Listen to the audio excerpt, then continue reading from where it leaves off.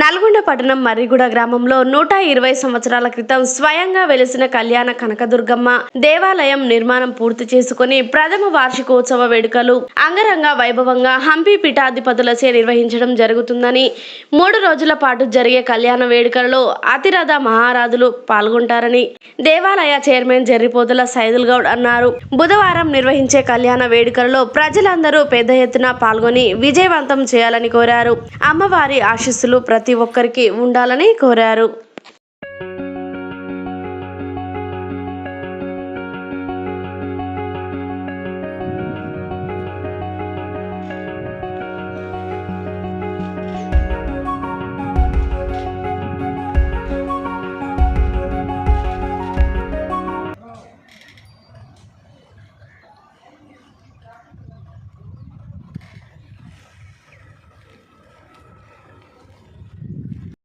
వార్షికోత్సవం కళ్యాణ కనకదుర్గమ్మ టెంపుల్ మా పొలంలో వెలిసింది. 120 ఇయర్స్ నుంచి కానీ 120 సంవత్సరాల చరిత్ర గల దుర్గమ్మ టెంపుల్.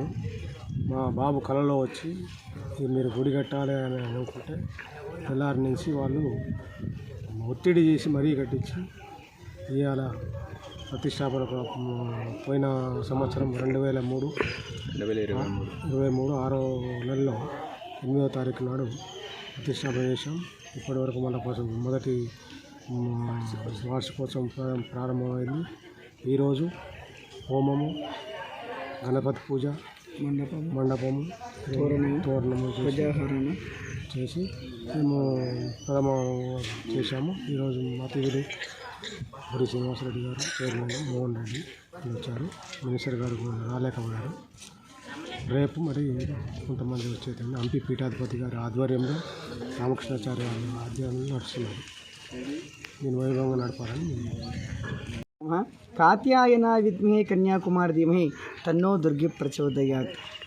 నల్గొండ జిల్లా మరిగూడ గ్రామము జర్రిపోతుల సైదుల్ గౌడ్ శ్రీమతి పద్మాగార్ల పాడి పంట క్షేత్రంలో శ్రీ శ్రీ శ్రీ కళ్యాణ కనకదుర్గాదేవి అమ్మవారి యొక్క ప్రథమ వార్షికోత్సవం జరుపుకుంటున్నాము. విశేషంగా అమ్మవారి యొక్క ప్రథమ వార్షికోత్సవం భాగంగా దుర్గామాతలో చాలా రూపాలు ఉంటారు. కానీ ఇక్కడ విశేషంగా మాత్రము 18 శక్తి పీఠాలు ఒకే రూపంగా అమ్మవారి ఇక్కడ వెలిచి ఉంది.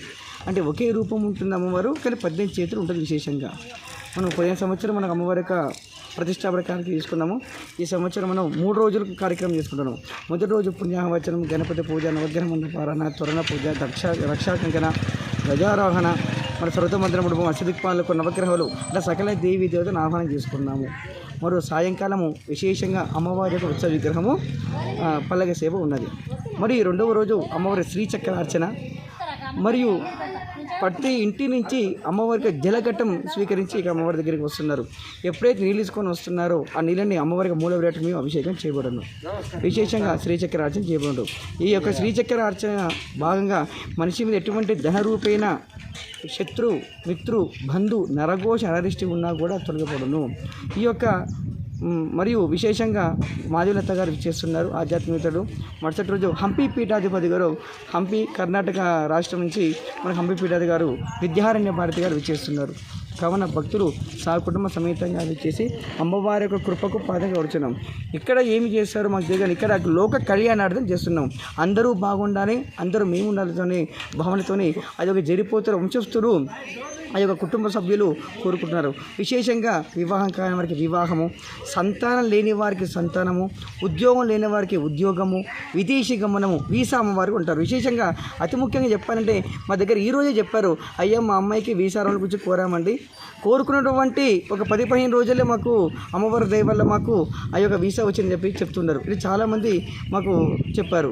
మరియు ఎటువంటి శత్రు, మిత్రు, బంధు, నరఘోష, నరదిష్టి ఎటువంటిది ఉన్నా కూడా అమ్మవారిని దర్శనం చేసుకొని ఆ యొక్క హారతి తీసుకున్నా కూడా చాలా అద్భుతమైన ఫలితాలు పొందుతారు.